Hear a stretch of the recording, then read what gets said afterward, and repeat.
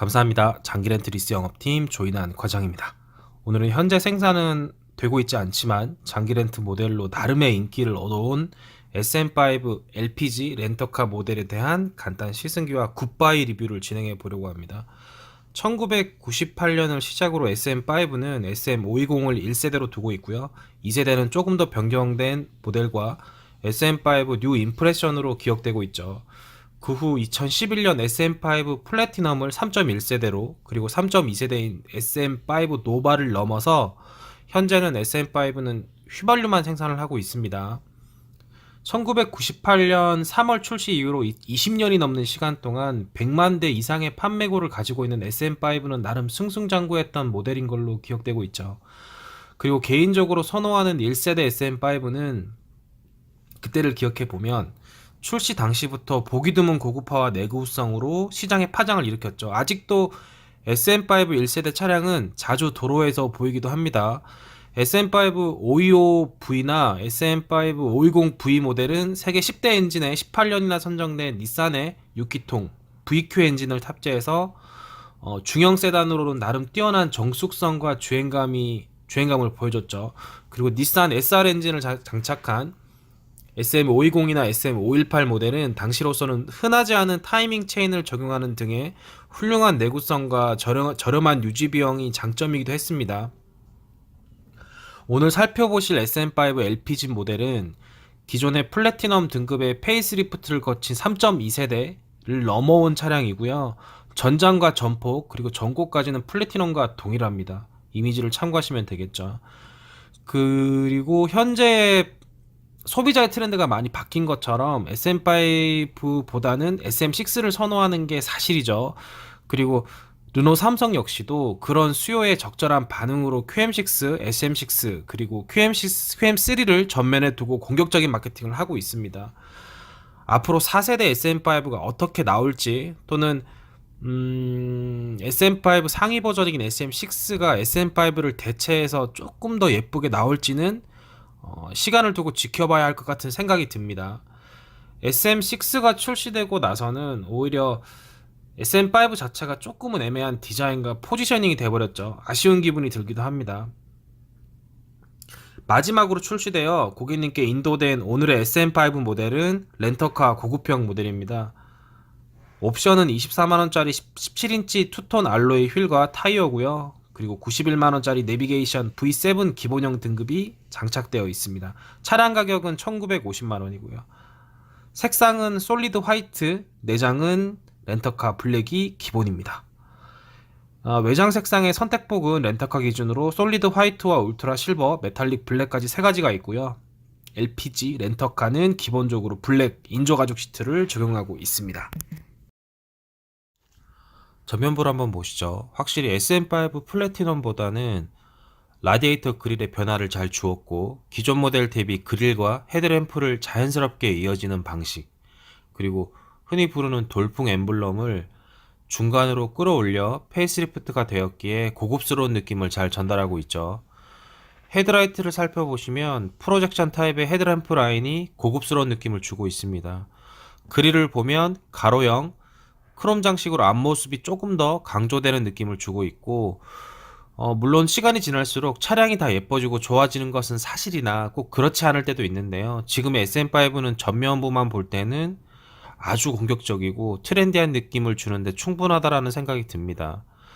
하단을 좀 내려보시면 안개등은 기존 모델보다 조금 더 예쁘게, 그리고 트렌드한 가로바 형태로 LED 타입으로 변화했음을 알 수 있죠. 잘한 일이죠. 그리고 렌터카 전용 모델 특성상 그 LED 라이팅 패키지를 옵션으로 선택할 수가 없어서 LED 포지셔닝 램프와 LED 사이드 리피터를 활용할 수 없는 점은 조금 아쉬운 느낌이 듭니다. 후면부를 한번 보시죠. 기존 플래티넘과 거의 동일하고요. SM5의 디자인 특성을 보면 몇 가지가 떠오르죠. 심플함과 고집스러움이 좀 느껴집니다. 물론 많이 팔린 스테디셀러라는 모델이라는 점은 누구나 쉽게 인식할 수 있는 부분이지만 디자인 트렌드 흡수와 소비를 굉장히 빨리 하는 한국인 입맛에는 적당해 보이지 않는 사골 디자인으로 분류되고 있기도 합니다. 사이드 라인을 좀 보시죠. 전면에서 보는 캐릭터 라인과 후면에서 보는 캐릭터 라인의 느낌을 같이 보시면 아시겠지만 기존 모델과 거의 동일합니다. 간결한 라인과 더불어서 프론트와 리어에 집중하는 느낌이 좀 들죠. 사이드를 보시면 그 휠의 형상은 확실히 가운데에서 외곽으로 빛이 퍼져나가는 느낌으로 디자인이 되었죠. 2로 50, 17인치 휠입니다. 휠 디자인은 제일 마음에 들죠. 물론 17인치 투톤을 선택하지 않으면 일반 16인치 휠이 되는데 예쁘진 않았어요. 이미지를 참고하시면 되겠습니다. 그리고 사이드 리피터 LED 라이팅 팩이 적용되지 않았다는 점 제가 말씀을 드렸지만 확실히 업무용과 택시용으로 구분된 경제성을 고려한 SM5 LPG 모델이다 보니까 조금은 심플한 구성입니다. 트렁크 공간을 좀 보시죠. 가장 중요하죠. 다들 잘 아시겠지만 이미지와 같이 일반의 LPG 차량의 가스통, 즉 본배는 최적을 꽤나 많이 차지하죠. 공간 확보에 불편함이 좀 있습니다. 도너 탱크를 적용해서 훨씬 더 좋은 최적 공간을 보여주고 있죠. 내부에 도너 탱크가 어떻게 장착되어 있는지도 한번 천천히 살펴보시면 좋겠습니다. 도너 트렁크에 대한 설명을 조금 해보자면 292리터에서 349리터로 상승한 것도 있지만 기존의 LPG 본배로 인한 부족한 최적 공간의 문제점들을 해결하고자 SM5는 2014년부터 LPG 협회와 함께 200억 원을 투자해서 도너 탱크를 개발하였고요. 나름의 장점을 가지게 되었죠. 그 첫 번째로는 말씀드렸듯 트렁크 절반을 차지하던 최적 공간을 완전히 확보하게 되었고, 두 번째는 후방 충돌 시 구조적인 측면에서 안정성과 내구성을 확보하게 되죠. 그리고 세 번째로는 차체 무게중심을 낮춰서 고급스러운 승차감을 제공한다는 데 있습니다. 물론 단점도 있죠. 영상에서 보신 것처럼 도너 트렁크는 스페어 타이어 공간 안에 깊숙하게 자리를 잡다 보니 스페어 타이어나 템포러리 타이어를 넣을 공간은 없습니다. 그리고 도너 탱크가 일반의 가스 본배보다 더 작아서 기본적으로 가스 충전 용량이 조금 부족하다라는 단점도 있죠. 이번 14회 LPG의 날 기념 행사에서 르노 삼성이 LPG 자동차 저변 확대에 대한 공로를 인정받아 상도 받았다고 합니다. 뭐 이런 내용보다는 현대기아 차량들도 LPG 차량에 대한 수요가 높아지는 만큼 도너 탱크 기술을 현기차 LPG 차량에 구현을 할 수 있었으면 하는 바람도 있습니다.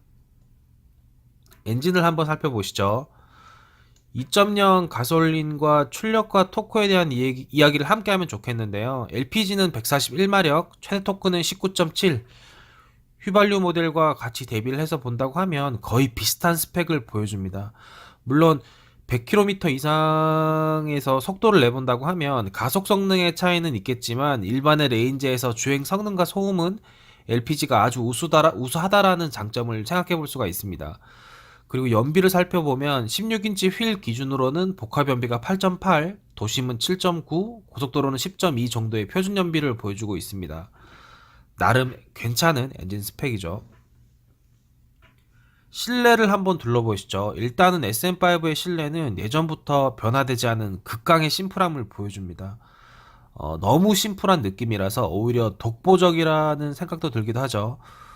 스티어링 휠의 질감은 괜찮습니다. 가죽의 느낌을 담고 있고, 그리고 휠의 상단 쪽에는 약간의 굴곡이 있어서 그립감도 괜찮은 편이라 생각도 들었고요.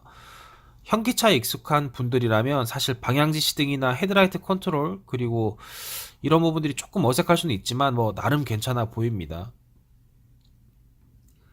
그 미디어와 라디오 컨트롤을 위한 장치, 그리고 와이퍼 컨트롤러는 사실 괜찮긴 한데 질감이나 또는 현기차와 같이 그 스티어링 휠 버튼 방식으로 만들었으면 어땠을까라는 생각이 들었습니다. 운행 중 간섭 때문에 그렇죠. 그리고 계기판은 그 확실히 심플한 디자인이고 보기에 불편함이 없었습니다. 이 차량에서 찾아볼 수 있는 V7 기본형 내비게이션인데요. 한번 살펴보시죠. 터치감은 괜찮았고요. 그리고 3D 지니 맵이 적용되어 있고 순정 내비보다는 가독성이 훨씬 더 좋죠. 후방 카메라 영상도 한번 보시는데요. 그 V7 기본형일 경우에는 후방 카메라를 포함하고 있고 V7 패키지를 선택할 경우에는 전방 카메라도 포함하고 있습니다. 가격 차이는 16만원 정도. 오디오와 공조기도 한번 살펴보시죠.